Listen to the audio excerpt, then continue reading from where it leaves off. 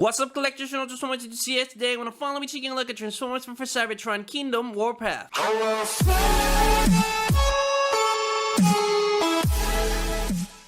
Taking a really quick look at the packaging, we get an Transformers logo on the side, Kingdom on the bottom, and that's display of Warpath. We get a gorgeous image on the side, and on the front you can see that we got the robot mode and the vehicle mode, so not that bad at all. You can see the art crash landed on that volcano right there.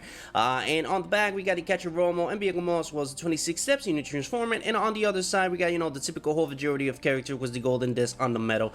And on the top, not much, is the Autobot logo and Transformers for Cybertron Trilogy, but that's pretty much it for the packaging. So without further ado, let's get into it. And here we have Transformers for Cybertron Kingdom Warpath in hand and all the packaging, and oh my god, it's about time I make a review on this guy, because those of you that follow me on Instagram know that I had him for a while now, and it just kept getting delayed and delayed because more requests and better figures were coming out, as well as some news, and just getting delayed into infinity, and now it's just floating in my collection. So I'm just going to go ahead and get a video on him, and I apologize if you wanted this guy early, and for those that know what this guy can offer, I promise I'm gonna make this video show for you. So let's just go ahead and jump right into it. For the items that he brings, he only brings this panel, and this is technically not a weapon. You can use it as a shield if you want it, but it's a bit small for a shield, so this is just an add-on item for the transformation, you know, when he goes from robot mode to tank mode.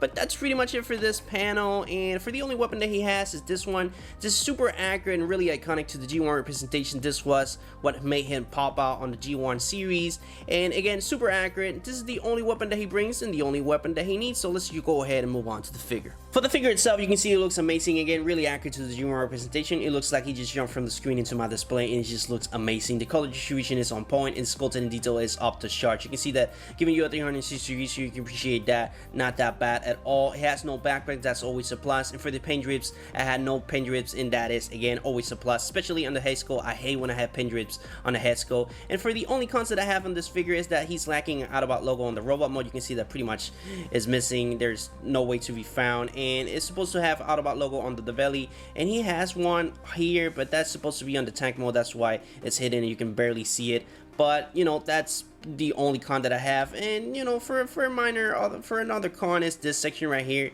It's too big. It really doesn't bother me that much, but this is not accurate. This is supposed to be a little bit more smaller.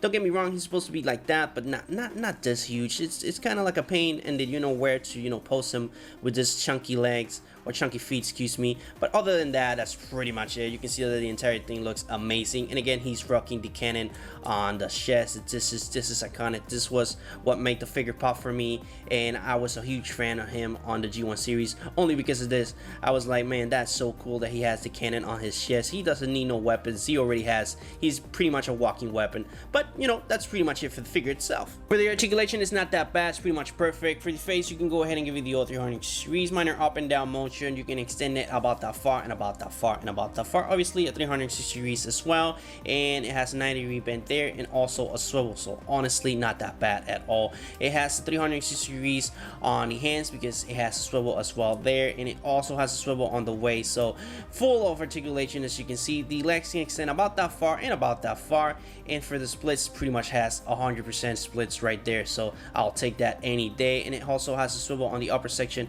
of the leg, and it has a 90-degree bend there. And for the ankle pivoting, oh my god, man, I mean, look at that, pretty much perfect of an ankle pivoting. That's due to transformation, but I'll take that any day. But as you can see, that's pretty much it for the articulation. Moving on into the comparisons, you guys can see, you know, how he looks, how he scales with the rest of the Autobots. Let's go ahead and first start with Optimus Prime. As you can see, not that bad at all, really accurate to the G1 representation. He's supposed to be the bigger foe, and he is. As you can see, they look and they scale perfectly together. But that's pretty much it for Optimus. Go ahead and move on to Inferno and Smokescreen and Huffer. I got a picture of these four. Sadly, I don't have tracks. He is on the picture as well as another Autobot that I don't remember who he is. But as you can see, they scale really well with each other. The only minor con that I have is that this is supposed to be a little bit more taller, you know, bigger than Huffer, and pretty much the same size as Smokescreen. But as you can see, they look fantastic together. But that's pretty much it for them. Let's go ahead and move on to Bumblebee, so you guys can see, you know, how he looks with the smaller deluxe, and as you can see, not that bad at all. And let's go ahead and bring Sunstreaker, so you guys can see, you know, how he looks pretty much with a bigger size deluxe, and as you can see, not that bad at all. Really accurate to the G1 representation. Again, he's supposed to be a little bit more taller, but other than that, they look fantastic. Let's go ahead and move to Trailbreaker and Ironhide, and that's pretty much it. I think I'm gonna finish it with these two, but as you can see, they look really nice together, and they look really accurate to the G1 representation. Again, he is supposed to look a little bit more taller. He's pretty much the same size as height, but as you can see, he is a smaller foe. But other than that, he looks amazing with the rest of the Autobots. But that's pretty much it for the comparison. Moving into transformation is very simple. There are a couple things you gotta keep in mind, but it's simple nonetheless.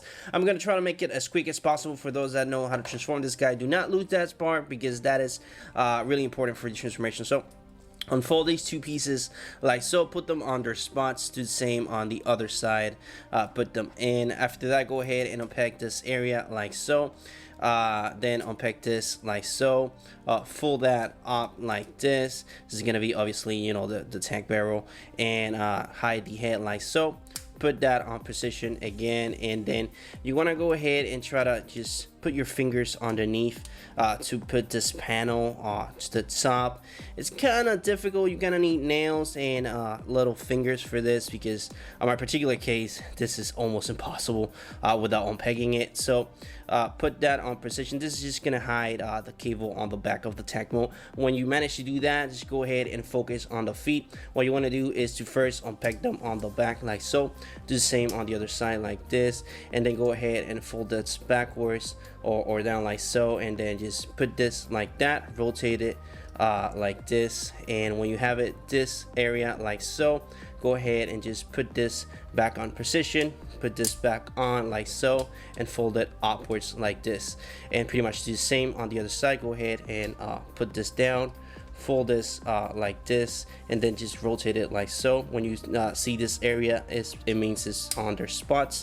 Put this on position again, and that's pretty much it for this area. Go ahead and fold this to the top like so, and that's pretty much it. Go ahead and fold this mini pieces to the upper area like so, peg them in, to the same on the other side. It's kind of a bit of a mess. You have to pretty much wiggle pretty much everything, but it's simple nonetheless. When you do that, make sure that this can bend like so. That's gonna be easier for these two pieces to fold together. So do the same on the other side, bend this area, put this there, and just hug the hands like so. And when you're done, that's pretty much it for the transformation. All you need to do is to take this important piece and peg it underneath. Pretty much this is gonna keep everything on their spots, and there you have it. When you manage to peg it in, that's pretty much it for the whole transformation. There is Warpath on his awesome, and I mean awesome looking tank mode. For the tank mode, you can see that it looks amazing, really accurate to his particular representation, and I am so amazed of how good this turned out to be. It looks like just a copy and paste, just like the role mode, super accurate to his UI representation, and just the color distribution and the sculpted in detail translates really well into the vehicle mode itself. And I just got no cons whatsoever with this guy on vehicle mode. As you can see, it looks amazing from the front, the sides, the top, and the back. It's just no mistakes whatsoever. You can, you know, make an argument that this looks a little bit hollow, but honestly, I do not care. You're not gonna be looking at from that side. You're pretty much gonna be looking at, you know, from the top, the sides, and the front. It looks amazing. Just like you saw on the roll mode, you can articulate this, you know, to pretty much just post him or whatever. You can articulate this as well, just like a normal tank would. And just like the roll mode, you can go ahead and add some effects to it, and it looks just amazing. I mean, look at that. It just looks quality. I love the look of it, and I'm so happy to own this guy. The only con that I have it on, you know, on his vehicle mode is that it does not scale really well with the rest of the Autobots, and that's a massive con, because you're pretty much gonna buy him, you know, to just post him next to the other ones and not to just leave it alone, because it doesn't make any sense. But just go ahead and jumping into the comparison, you can see straight away that this looks silly. It looks lazy. I honestly don't know why they decided to put this guy as a smaller deluxe. They could have made it a little bit more bigger just to make it decent, but as you can see, you're not gonna tell me the Lamborghini is, you know, same size or even bigger than the tank. It's just impossible. This is not accurate to reality or to the G1 representation at all. So let's just go ahead and move on to some other comparisons. Here is Trailbreaker, and just more of the same. You can see that it looks amazing on display, but it's just on scale, honestly, nah, this is just not good at all. You can see the color distribution and sculpted in detail of each individual figure is fantastic, and they look accurate to the G1 representation on looks. but on scale it's just not cutting it. Let's go ahead and move on to Ratchet, and just more of the same. The only one that scales well with this guy is, you know, the smallest four like Bumblebee and Clip Jumper. In this case, you can see that I have Clip Jumper available to me on vehicle mode, and you can see that it looks decent. It still looks bad, but you know, he is a smaller foe, and in this case Warpath is the bigger one, but again, it still looks silly. And just moving into the last comparison, let's go ahead and bring the later Optimus Prime, and this just it look, nah man, I'm not cutting this. This is gonna stay on robot mode forever, because on vehicle mode I'm not gonna be displaying him alone. Maybe a couple of times, but the grand majority of times I want him with the rest of the Autobots. And as you can see, this does not look good. Let me go ahead and get the camera just a little bit up so you can appreciate more of the scale between Optimus and Warpath. And as you can see, it kind of looks ridiculous. If you take the trailer off, even more. As you can see, this is not accurate at all.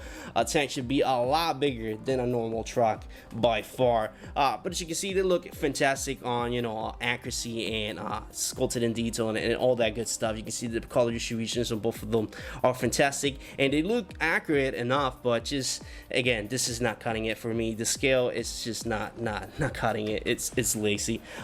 But that's pretty much it for the comparison. And for the vehicle itself, I'm not gonna be just overdoing it, because you already know what this guy can offer. So I'm just gonna go ahead and end the video here. I'm not gonna be transforming him back. If you want to, you know how to transform it, just go back and watch it on reverse or something, because the grand majority of you should know how to transform this guy by now. Again, I apologize if you wanted to see this review from me earlier. It's just a lot of figures came out and this just got lost in my collection, so again, I apologize. And with all that being said, this is pretty much it for the video, guys. I hope you enjoy. If you did, please leave a like. It really helps you to algorithm and helps my videos get up there in a while. So if you get anything, anybody anime content, please subscribe, and I will see you on the next video. But this is pretty much it for Transformers for Cybertron Kingdom Warpath.